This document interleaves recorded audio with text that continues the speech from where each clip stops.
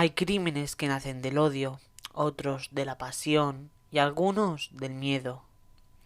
Miedo a ser reconocidos, miedo a una mirada, miedo a que alguien pueda señalarte y decir fueron ellos.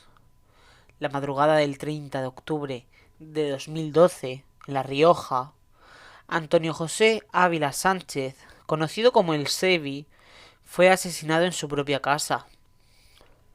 No fue un robo que salió mal, no fue una pelea, no fue una muerte accidental, fue una ejecución. Porque el Sebi había visto algo que no debía ver, y por eso tenía que morir. Hoy, en Crímenes el caso España, reconstruimos el asesinato de El Sebi, un crimen cometido para borrar un testigo. Antonio José Ávila Sánchez era un joven conocido en su entorno como El Sebi. No era una figura mediática, no era alguien famoso. Era un chico normal, con una vida normal, en un entorno donde todos se conocen. Vivía en una vivienda modesta, una casa como tantas otras, en una comunidad tranquila. Una de esas en las que la sensación de seguridad hace que bajes la guardia, donde crees que nadie va a entrar en tu casa de madrugada. Pero esa noche alguien entró. La madrugada del 30 de octubre de 2012, varias personas accedieron a la vivienda del Sebi. Su intención inicial era clara: robar. No buscaban venganza, no buscaban sangre. Buscaban dinero, objetos de valor, cualquier cosa que pudiera venderse después. Pero algo falló. Se despertó. Se encontró cara a cara con los intrusos. Los vio y los reconoció. Y en ese instante el robo se convirtió en una sentencia de muerte. Aquí se produce el punto clave del caso. Según revelaron años después responsables de la Comisaría General de la Policía Judicial de Madrid y de la Jefatura Superior de la Policía de La Rioja, el Sebi fue asesinado para evitar que pudieran identificar a los autores. No fue un impulso, no fue una reacción descontrolada, fue una decisión: silenciar al testigo, eliminar el problema, cerrar la boca que podía llevarles a prisión. El crimen se consuma con una violencia extrema, no porque fuera necesario robar, sino porque era necesario para no ser reconocidos. Cuando el cuerpo de Antonio José es encontrado, la escena habla por sí sola. No es un accidente doméstico, no es una muerte natural, es un asesinato. Desde el primer momento los investigadores entienden que algo no encaja: la entrada forzada, el contexto del robo, la brutalidad del ataque.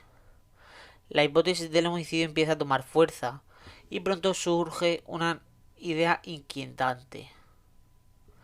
No querían robarle, querían que no hablara. La investigación se activa a dos niveles: por un lado la policía autonómica y local, y por otro la judicial, que asume que están ante un crimen con una motivación muy concreta.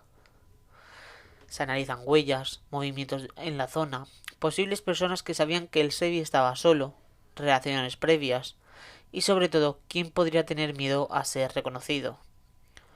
Porque este tipo de asesinatos no los comete cualquiera, los comete alguien que sabe que ha sido visto. Años después, la policía lo deja claro: el asesinato del Sebi fue un crimen instrumental. Ese crimen no se mata por placer, por odio personal, sino para eliminar un riesgo. Este tipo de homicidios son especialmente fríos porque te convierten a la víctima en un obstáculo. Y Antonio José dejó de ser una persona en ese momento, se convirtió, para esos asesinos, en un problema que había que resolver. Y lo resolvieron de la forma más brutal. Cuando un crimen se comete para silenciar, el silencio no termina con la muerte, se extiende a la familia, al barrio, a los amigos. Queda la pregunta de ¿y si no hubiera despertado? ¿Y si no lo hubiera visto? Pero esa pregunta no cambia nada, porque el Sebi hizo lo único que cualquiera habría hecho: despertarse en su propia casa.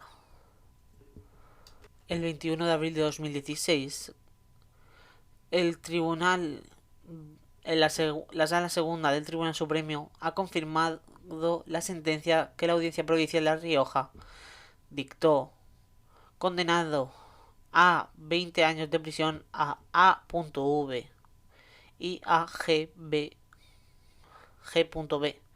por el delito de asesinato, a 5 años por robo con violencia y al segundo de los acusados, además, a 1 año por tráfico de drogas.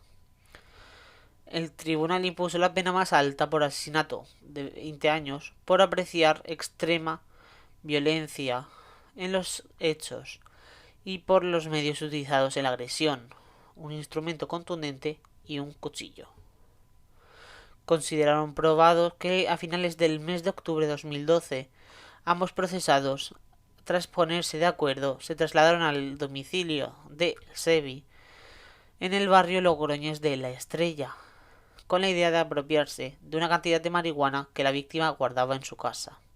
El asesinato de Antonio José Ávila Sánchez nos recuerda algo incómodo, que a veces en España no se mata por odio ni por locura, sino por cálculo, porque alguien decide que otra vida vale menos que su libertad.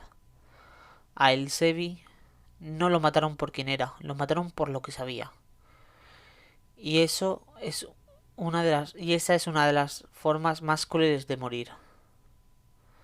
Si quieres escuchar más historias donde el crimen se convierte en espejo de nuestra sociedad, síguenos en Crímenes, el caso España, porque recordar a las víctimas también es una forma de justicia.